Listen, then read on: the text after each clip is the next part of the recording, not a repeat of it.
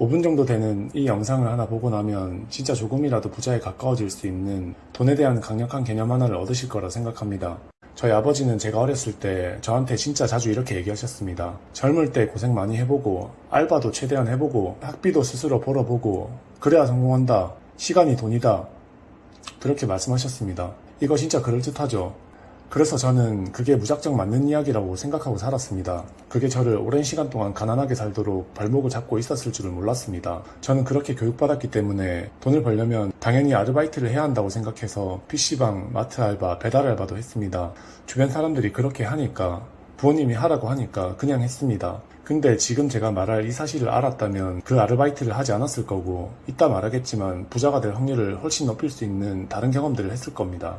저희 부모님도 자신들이 들은 가난한 교육 방식 그대로 저한테 가르치셨고, 그래서 저도 오랜 시간 동안 가난했습니다. 저는 그렇게 계속 가난하게 살 뻔했습니다. 저는 운 좋게 자수성가의 경험을 했고, 생각 없이 하게 되는 아르바이트 경험이 가난에 있어 얼마나 위험한 경험인지, 어릴 때 돈을 처음 벌게 되는 경험이 얼마나 중요한지, 어떤 경험을 하느냐에 따라 가난하게 살거나 부자로 살 수 있다는 걸 알게 됐습니다. 이 중요한 걸 진짜 단 한 번도 저한테 얘기를 해준 사람이 없었습니다. 제 실제 경험을 먼저 이야기해 보겠습니다.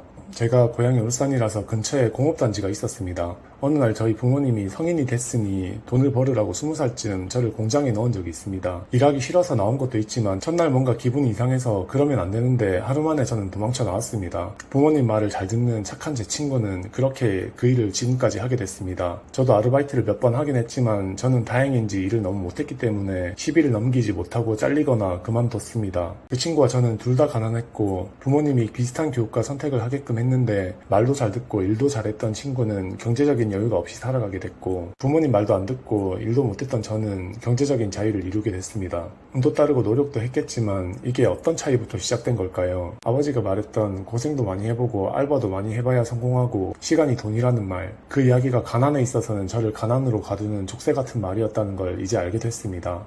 저는 자식을 낳는다면 이렇게 얘기해 줄 겁니다. 시급 아르바이트는 웬만하면 하지 말아라. 호프집에서 아르바이트를 하지 말고 차라리 유튜브를 해라. 시간이 돈이 아니다. 가치가 돈이다. 시간이 돈이 되는 경험을 하지 말고 사람들한테 가치를 주고 그게 돈이 되는 경험을 해라. 이렇게 이야기해 줄 겁니다. 제가 경제적인 여유가 있어서 시급 알바를 시키지 않는 게 아니라 저는 제 자식이 시간이 돈이 되는 경험을 배우지 않도록 해주고 싶습니다. 만약에 여러분이 자식을 낳았는데 하나의 경우에는 많은 사람들에게 영향을 줄수록 돈이 생기는 경험인 유튜브나 작곡 같은 걸 했고, 하나의 경우에는 시간을 때우면 돈이 생기는 호프집 알바, 편의점 알바 같은 시급 아르바이트를 했다면 저는 시급 아르바이트를 한 자식이 가난하게 살아갈 확률이 훨씬 높아진다고 생각합니다.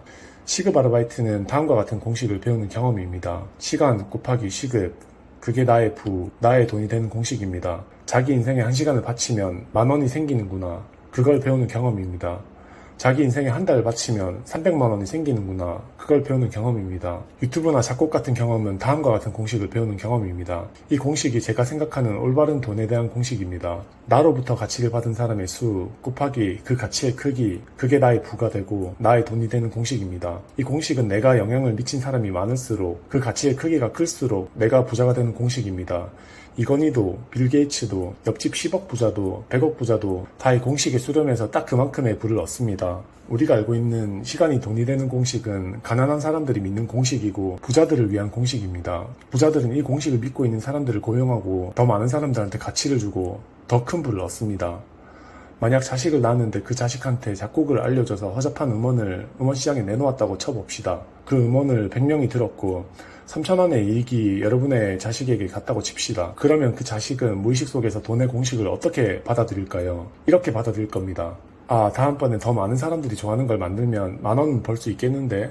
라고 생각합니다. 이 작곡과 같은 시간이 돈이 되는 방법을 배우는 게 아닌 가치가 돈이 되는 걸 배울 수 있는 것들은 많이 있습니다. 그중 하나가 유튜브입니다.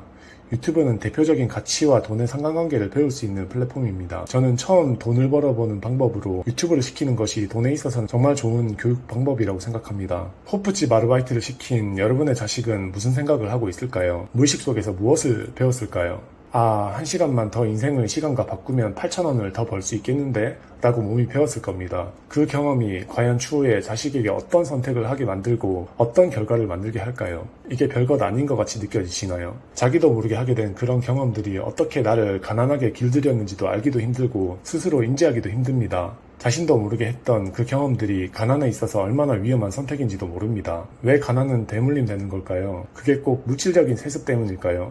저희 부모님은 호프집 아르바이트를 시킨 부모님이었고 저는 오랜 시간 동안 가난했습니다. 제가 20살 때 공장에서 일한 첫날 도망쳐 나오지 않았다면 저는 자수성가의 경험을 하지 못했을 수도 있다고 생각하고 전혀 이런 생각조차 하지 못하고 살았을 수도 있다고 생각합니다. 그만큼 저는 20대 초반에 하게 되는 처음 돈을 버는 경험이 부자와 가난한 사람은 나눌 수도 있는 중요한 경험이라고 생각합니다. 만약 자식을 가난한 마인드로 살게 만들고 싶지 않다면 꼭 시급 아르바이트를 하지 말아야 한다가 아니라 최대한 시간이 돈이 되는 공식을 모르게 하고 가치가 돈이 되는 공식을 배울 수 있게 해줘야 한다고 생각합니다. 저는 더 이상 가난을 대물림해주기 싫습니다. 제가 자식을 낳는다면 해주고 싶은 말로 이번 영상을 마치겠습니다. 누군가 시간이 돈이라고 하면 그건 거짓말이다. 시간은 소중하지만 돈이 아니다.